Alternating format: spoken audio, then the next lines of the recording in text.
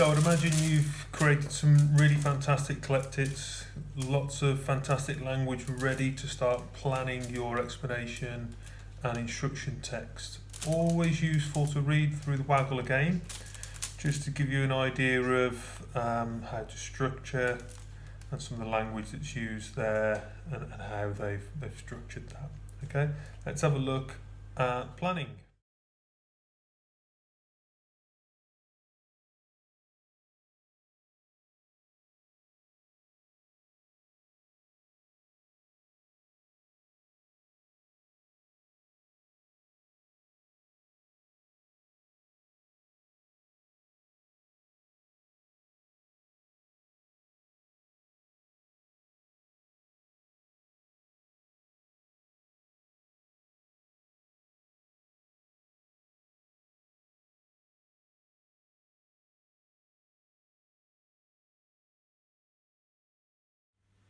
Okay, so you remember I'm looking at the lawnmower tricycle. Short meet and greet required. Thought I'd come in with a couple of rhetorical questions just to get the person that's reading it thinking, yeah, okay, this is something I might need. And then I'm going to just explain what type of machine it is that I'm talking about. Okay, so I've had a little think there. I've tried to come up with some questions that are going to get the person that's reading it thinking about that. Tired of your children making a mess of your garden? Are you wanting them to think yes? Looking for a way to tire them out whilst simultaneously cutting your grass or cleaning up your lawn or something like that? You want them to think, yeah, okay. Well, now you can with the Lawnmower Tricycle 2000, LT 2000. Here's a variety of, and you're saying it's a variety of tricycle and lawnmower, and it cuts your lawn while your child is cycling around on it. Something like that, okay? So you're thinking of that, obviously in line with your particular invention that you're looking at. Okay. Next section then looks at how does it work. You're looking at the parts here. So I've split mine up into two parts. I've got my crank and the mower blades, and I've got a couple of ideas and sentences for each one. So talking about what the crank actually is, what it's attached to, what its function is, how it's triggered, how it's started, how it's moved, something like that. Mower blades, something similar, what it consists of, what it's attached to, how it actually works. Okay, I've got a lot of my language here from my Collect It that I completed yesterday to help me with that. Okay, then I'm going to move on to how do they, okay, and how do they work, okay, and I'm going to explain that now. Thinking about using some passive voice, got some time words that are going to come across. Think about how I might use and link a couple of ideas together using some semicolons. I'm going to include some parentheses with some dashes as well. So I've now completed my how do they plan. I'll make sure that I'm talking about it being a human powered machine, talking about how it's propelled, so propelled by force, using some passive there. Once the blades begin to, talking that through, and you'll notice here I've added a trademark to the, it should be the LT 2000, shouldn't it? So where possible, steer the LT 2000 in a straight line.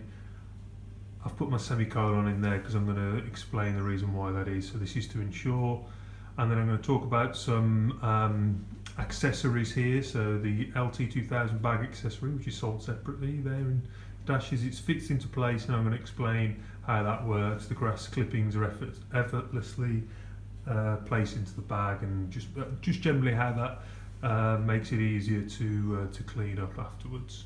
Okay. Next section is your instructions. Okay, so we've more or less said how they work or explained how they work. The instructions here are going to show how to use them safely. Okay, so I've got a little introduction. It's important to etc. to guarantee you have an accident-free ride. So in terms of the instructions, I've got 3 steps here. I've underlined the time words so they're ordered. So first of all, following this finally, and I've made sure that I've got those imperative verbs in there. So adjust, remove, where, as well as some adverbials to suggest how those actions should be carried out. And I'm still thinking about how to make more information available to the person that's reading it. Obviously they're going to be following these instructions, so you can see some examples there of some more parentheses with dashes as well. Obviously at the end of this video I'll ensure that you can see a full version of my completed plan just to support you further as well. Last box I've got to complete is my roundup, so I'm going to have a list of 3 ideas here separated using semicolons. So I'm thinking here about some of the reasons why you might want to go ahead and buy this, as some of the things it might increase something or other or decrease certain things. Think about some adverts you might have seen on television, have a chat with people at home about it. Then I'm going to have a closing remark just to make sure people want to go out and use this particular product. So extremely important part of our text here, the roundup, because we're sort of saying to the reader, oh, we haven't told you this yet, but these are really fantastic reasons why you need this product in your life. Use some statistics to help me persuade, if you like, but I've also used semicolons to list them. So I've got my first idea, semicolon, second idea, semicolon, and then I've got that word "and" before my third idea. Okay, it's all one sentence, so we're not needing to start with capital letters there. And then just a closing remark here: the time has come, trike yourself into the modern age, get pedaling now, something really uplifting just to finish.